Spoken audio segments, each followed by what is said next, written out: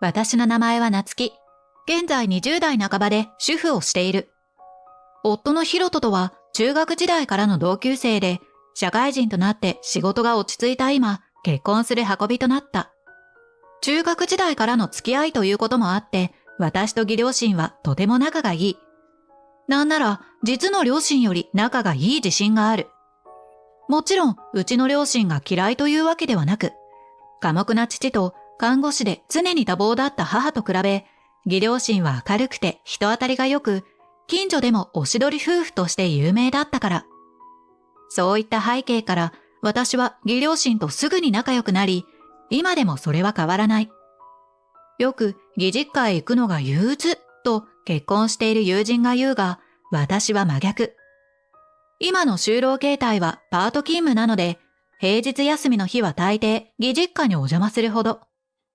今日も夫は仕事だが私は休みなので義母とランチに。その際、こんな話になった。なっちゃんは国内旅行ならどこに行きたいと思う？名前が夏希なので、私のことをなっちゃんとあだ名で呼ぶ義母。私は草津に行ってみたいな。あと、北海道とか、北日本まだ行ったことないし。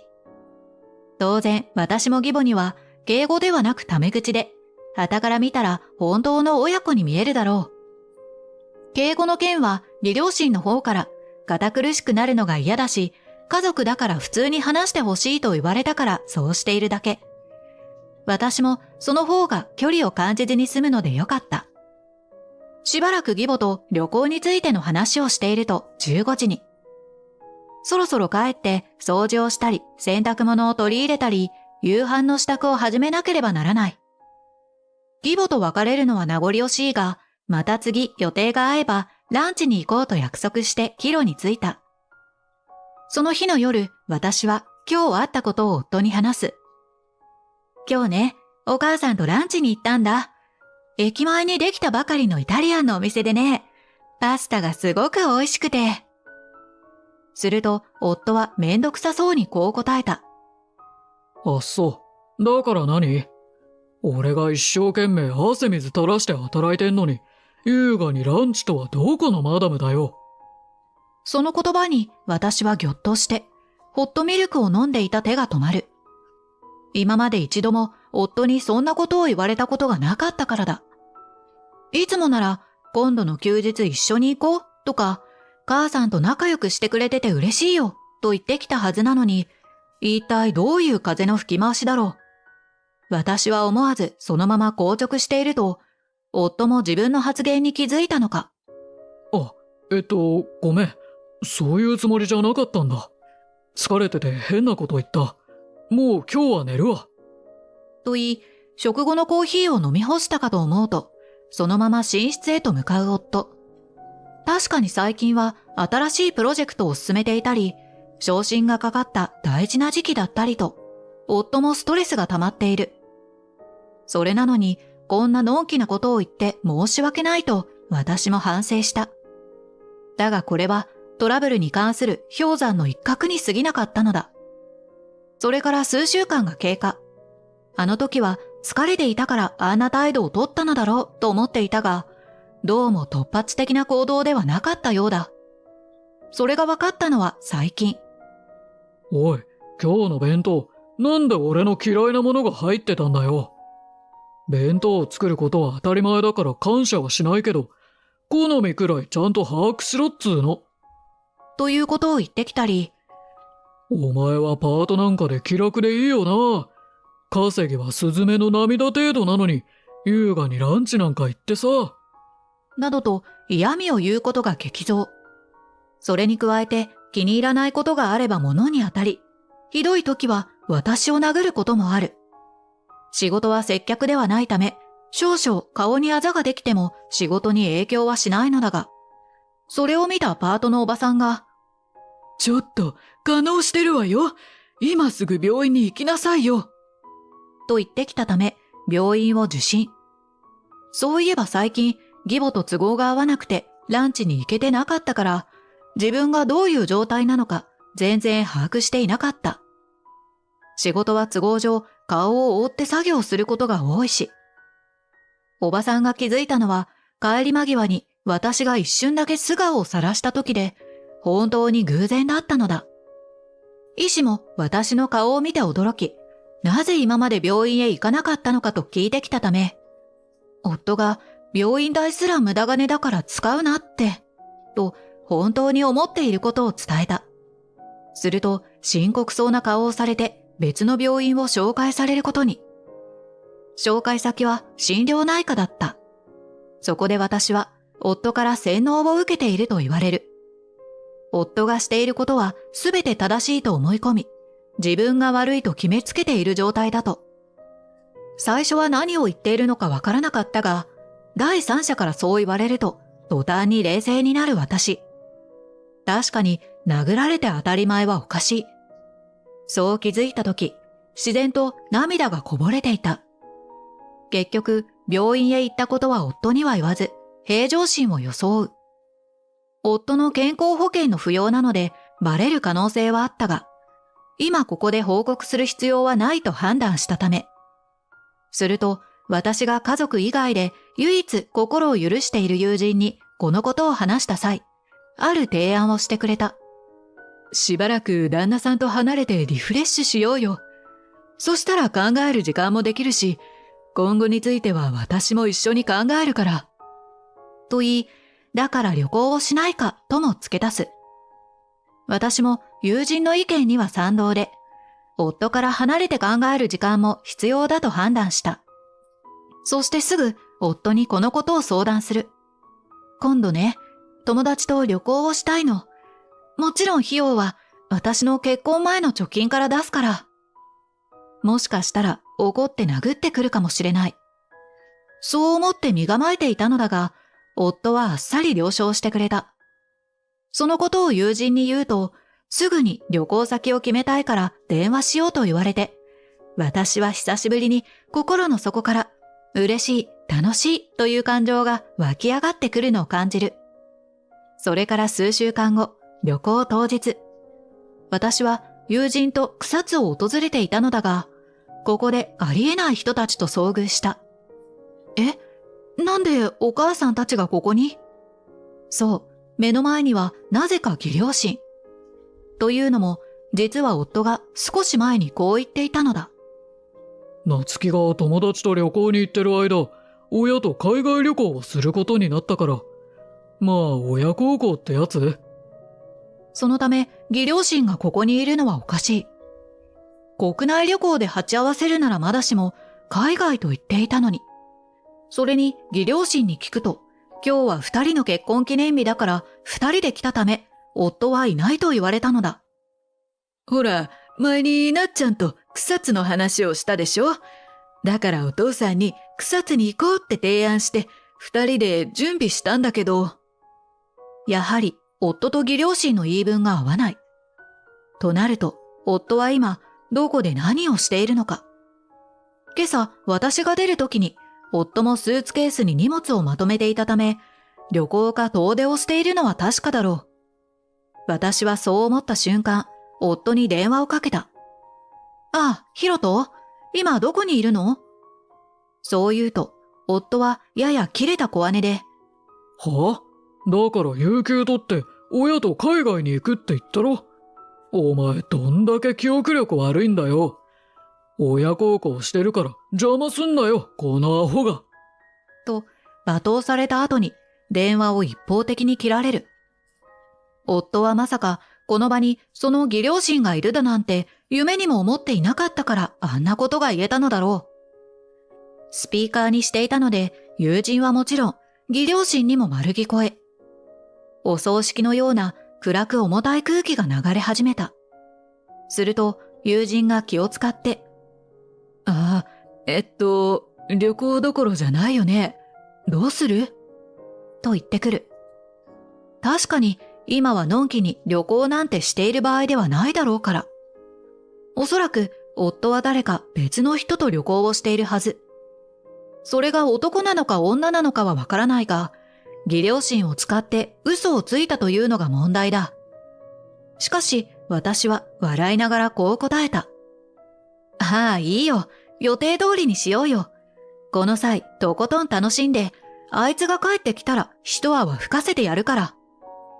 もうどこか吹っ切れてしまった私が、乾いた笑みをこぼしつつ、そう言うと、視界の端に義両親が映り込む。そうだった。義両親もいたんだ。そう思った瞬間、慌てて謝った。ごめんなさい。お母さんたちにとったら、ヒロトは大事な息子なのに。すると、義母から予想外の言葉が。息子？うちにはなっちゃんにひどいことをする息子なんていたかしら？ねえ、お父さん。知らないな。うちにはなつきちゃんしか子供がおらんかったような。と、わざと明るく言ってくれた。おかげで緊張の糸がほぐれ、私もへなへなと体の力が抜ける。それを義母が受け止めてくれ。なっちゃん、どうもヒロトがとんでもないことをやらかしてくれたみたいね。本当にバカ息子がごめんなさい。私たちはなっちゃんの味方だから、できることは協力するわよ。と言ってくれた。友人はナイスな義両親じゃない、と言い、先ほどまで重かった空気はいつの間にか過ぎ去る。今どうやったって夫が何をしているのかわからないし、夫のせいで旅行を台無しにされるのはもってのほか。だったら予定通りに旅行を楽しんでから考えようと思った。そして2泊3日の旅行が終わって私は帰宅。夫は一応海外に行ったという設定なので、あと数日は戻らないと言っていた。だからその間に何か尻尾をつかめないかと私は探ることに。真っ先に思いついたのは旅行会社のことだ。海外にしろ国内にしろ旅行代理店のプランで行く方が安いことが多い。お金についてケチな夫だからきっと代理店で申し込みをしているのではないかと思い、夫のパソコンやタブレットを探ることにした。すると検索履歴に案の定大手旅行代理店が出てくる。夫はパスワードを使い回しているのを知っているため、メールアドレスとパスワードを打ち込むと、いとも簡単にログインできた。予想通り、商業施設内にある代理店に来店予約をしていた形跡が見つかる。私はそれをもとに店舗を訪ねて夫のことを聞くも、個人情報なので教えられないと。どうしたものかと悩んでいると、私の事情を聞いた担当者が、詳しくは言えませんが、あなたとは別の女性と来店されてました。とだけ教えてくれた。それだけでも十分、夫が浮気をしていることが確定となる。だからもう一度夫のパソコンを調べてみることにした。すると、領収書と書かれたフォルダに目が行く。夫はレシートですらすぐに捨てる人なのに、プライベートのパソコンに領収書を保存するなんてどうしてだろうと思って。それでフォルダを開いてみると、私が旅行に行ったあの日から1週間分のホテルや飛行機の領収書が保存されていることに気づいた。これで証拠はほぼ集まったも同然。あとは夫が一体どういう関係の女性と旅行をしているのかが問題だった。そこでふと思い出す。領収書から行き先が沖縄であることは分かっているのだが、那覇に住んでいる友人がいたことを。あ、もしもし？急にごめんね。ちょっと相談があるんだけどいいかな？とっさにその友人に連絡を入れて事情を話すと快諾してくれた。私の力になりたいというのはもちろん、なんだか面白そうだからと。とにかく協力が得られたため、私はほっと胸を撫で下ろした。この時、ちょうど旅行も終盤だからか、夫は友人が住んでいる那覇市内のホテルを取っていることが領収書から分かっている。だから友人が待ち伏せをしていると、18時頃に夫と女性が2人でやってきたところを目撃したと連絡があった。それでホテル名が映るような絶妙なアングルで2人を撮影してもらい、決定的な証拠を抑えることに成功。あとは夫が帰ってくるのを待つだけなのだが、私はあらかじめまとめていた荷物をすぐ義実家に送る。そして翌日の朝一番には不動産屋で家の売却について相談もした。この家は私が独身時代に購入したもの。小さいし古い家なので、二足三門でしか売れないと言われたが、目的はそこではないため了承。さて、夫が帰ってあの家を見たらどういう反応をするだろうか。それからしばらくして、夕方頃夫から電話があった。当たり前だが、ものすごく切れ散らかしている。おいてめえ、家のものが全部なくなってるけど、あれはどういうことだよ。俺の許可なしに何やってるんだ。ついに本性をあらわにした夫は、壁を殴って大暴れしているのが物音でわかる。だが、電話越しでそんなことをされても怖くなんてない。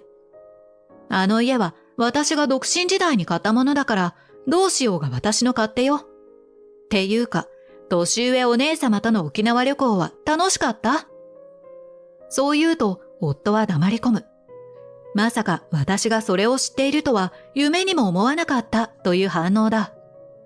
今しかチャンスがないと思った私は、畳み込むようにしてこう続ける。草津に行ったら偶然、お母さんたちと出会ったから、あなたの嘘に気づいたの。それでいろいろ調べたら、沖縄に行ってるってことを把握して、那覇に住む友達に証拠写真を撮ってもらったんだ。そう言いながらスマホを操作し、夫とのチャットに例の写真を送りつけた。すぐに既読がついたため、見たのは間違いないのだが、驚きからか、やはり無言のままの夫。浮気男とは一緒にいられないから、私はもう出ていくね。家はもう売却の手続きに入ってるから、暴れて壊したら不動産屋から訴えられるかもよ。と言うと、絞り出すようにして、やっと言葉を発し始めた夫。何バカなこと言ってるんだよ。旅行っていうか、あれは会社の接待だし、浮気って決まったわけじゃないのにひどくないか？まるで自分は悪くないとでも言いたい様子。嘘をついていた時点で後ろめたい事情があるのははっきりとしているのに、今更何を言っているのかと理解に苦しんだ。だから釘を刺すつもりで、私は最後にこう言い放つ。接待なのに女性と二人きりで1週間も旅行して手もつなぐんだ。あなたの会社は面白いのね。今度上司の中山さんに聞いておくわ。あと、あなたの暴力やモラハラについて警察には相談済みだから、下手なことはしない方が身のためよ。そう言ってから電話を切った。それからしばらくして家のチャイムが鳴る。荷物を義実家に運び込んでいたので、当然ながら私も義実家に上がらせてもらっている状態だ。宅配は今日来る予定もないし、もう20時を回った今、訪れる人となれば一人しかいないだろう。父さん母さん、お願いだから話を聞いてくれ。どうして電話に出ないんだ？息子よりも嫁の夏希の方が大事なのか？なんてことを言いながら、夫が外でわめいている。しかし、無視してテレビのお笑い番組を見ている義父と、食後のデザートであるリンゴの皮を剥いている義母。聞こえているはずだが、全く無視しているという状態だ。義母曰く、相手にしたら面倒でしょ？警察が来てくれたら一番手っ取り早いけどね。とのこと。すると空気を読んだのか、近所の人が通報し、家に警察がやってきた。だが、私が DV の被害届を出している事実があり、警察もそれを知っている。そのため、DV をする夫から義実家に逃げた妻を、その夫が追いかけてきたという扱いになり、夫は今すぐ帰るように言われてしまった。それでもしつこく家の前から離れようとせず、警察官の制止を振り切って大暴れ。結果、公務執行妨害で現行犯逮捕された。おとなしく帰っていたら現行犯逮捕なんてされずに済んだのに、とんだ大間抜けだ。なんとも言えない笑みをこぼしてそう言ったのは義父だった。その直後、義母と顔を合わせ、私に土下座。夏希ちゃん、本当に申し訳なかった。わしらは腐ってもあいつの親だ。あいつがどう出ようが、必ず夏希ちゃんに謝罪させて、きっちり責任を取らせる。本当にごめんなさい。まさか、夫より先に義両親からこんなかしこまった謝罪をされるなんて思ってもみなかった私。お母さん、お父さん、やめてよ。悪いのはヒロトで二人には関係ないし。その気持ちだけで十分だから顔を上げて。ほら、リンゴ食べようよ。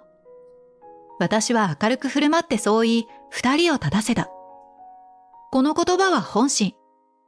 この責任は親も取る必要があるというが、それは子供が自立する前、親に保護されている状態の時だと思う。夫はもういい年した大人だ。それなのに、両親に頭を下げさせるなんて、なんという親不孝者だろう。私はそこについても苛立ちが募っていった。その後は弁護士を通じて話し合いをし、私たちは協議離婚をすることに。もちろん元夫には慰謝料を請求し、義両親も元夫とは一切の縁を切ると宣言。また、こんな元夫を助けないようにと、義両親が親戚中に話を共有したため、元夫は住むところはもちろん、仕事も含め完全に居場所を失うことになってしまった。というのも、領収書を保存していた理由が関係している。なんと、浮気相手は取引先の女性社員で、旅費を接待の経費として会社に申請を出していたのだ。もちろん会社は怪しいと思って調査をしようとしたら、私から元夫の上司の中山さんにこの話が行き、不倫旅行が明るみに出る。中山さんとは個人的な付き合いがあったことや、元夫が会社の接待と言ったので、あくまでも確認の連絡に過ぎない。だが、このおかげで不正な申請ということがすぐに分かったため、元夫は会社に不倫がバレて噂されることに。二人は社内の風紀を乱す行為に該当すると言われ、それぞれ懲戒処分が下った。もちろん私は女性にも慰謝料を請求している。元夫に至っては分かっていて個人的な旅行の費用を経費として申請しようとしていたこともあり、地方へと左遷になったそうだ。義両親も元夫とは縁を切っているため、それ以降元夫がどこでどう暮らしているのかは不明。だが知りたくもないしどうでもいいので、せいぜい慰謝料にかかった借金で苦しみながら生活していればいいと思った。一方で私はしばらく義実家でお世話になった後で新居のアパートに引っ越すことに。義父はずっといてもいいと言って寂しそうだったが、義母は、なっちゃんはまだ若いし、新しい出会いがあるかもしれないでしょ。だから送り出しましょうよ。私らの娘なんだから。